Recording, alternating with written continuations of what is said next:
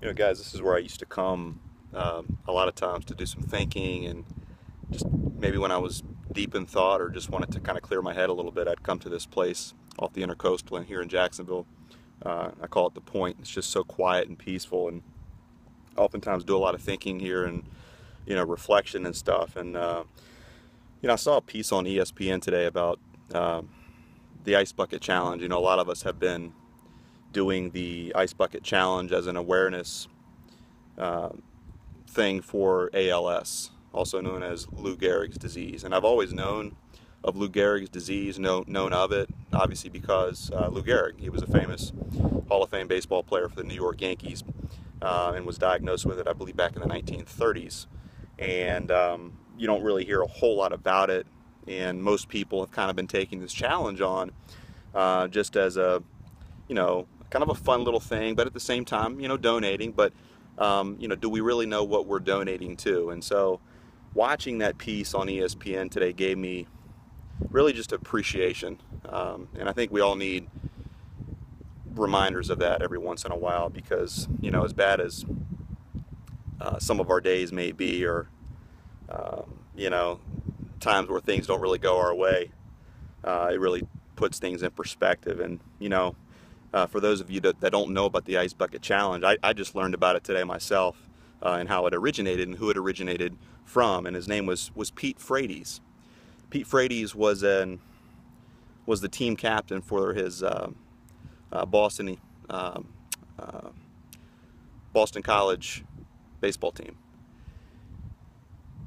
27 years old when he was diagnosed with it, but the captain of his baseball team, was a top-notch athlete, in the prime of his life, just as healthy as could be, a gregarious individual, a handsome guy, just had his whole life in front of him, very gifted to live the life that he lived. And then just like that, his life began to change. And, as you all know, or maybe you don't, ALS has a 100% fatality rate. And you basically, lose all of your muscular functions. You have complete mental clarity, but you lose all of your mobility, your speech, to where you can't even talk anymore. And it's just a very, very sad disease. And I'll probably post the link to that special that was on ESPN of Pete Frates, because I think everyone should watch it, and it really brings and sheds light on ALS and just how sad a disease it is, and just how there is no discrimination when it comes to ALS. It's a dreadful disease, and to think about your loved ones, no matter how healthy or fit they may be, or how great of an athlete they may be, that their life can change so suddenly on a blink of an eye. So I just commend everyone for taking initiative with this awareness for ALS. It's gone viral. I think they've raised $15 million this year, whereas last year they raised a little over $1 million during this same time period. So obviously this guy is making a difference. Each and every one of you are making a difference, and so I just commend each of you for doing it. And again, this is not about dumping ice on your head. This is about doing something that brings awareness to the situation. And at the very least, I hope each and every one of you do donate something, whether it's $1, $10, or $100, or whatever the case is.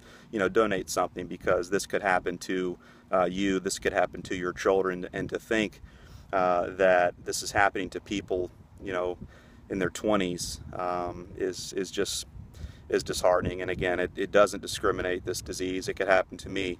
It could happen to you. It could happen to anyone that we care about and love. And so the fact that, Lou Gehrig's disease was something that happened in the 1930s, and yet to this day there's no cure for it, is disheartening.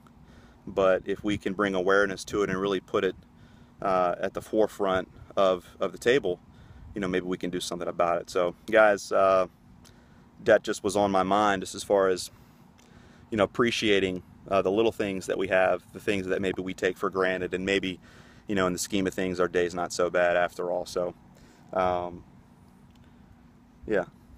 By the way, if you can see behind me there, we got some beautiful homes. I think you can probably imagine why I choose to come out here. It's gorgeous, the intercoastal that obviously leads out to the Atlantic Ocean. So hope everyone's having a great day, and I know that I am, and it's always good to put things in perspective, because maybe your day wasn't going so great before now, but you know, it could be worse, it could be better, but in the large scheme of things, guys, you know, be fortunate for the little things that you have, the ability to get out and take a bike ride on a day like today, like I'm doing, or just sit out here and